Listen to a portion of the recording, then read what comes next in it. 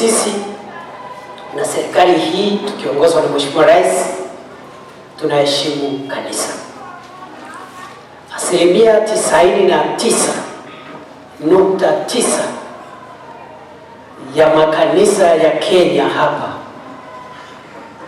tunawaambia heko kwa kusaidiana na serikali ili kubadilisha maisha ya watu wetu. Watu wote na viongozi wa kanisa na Wakristo, watu wote wa dini zote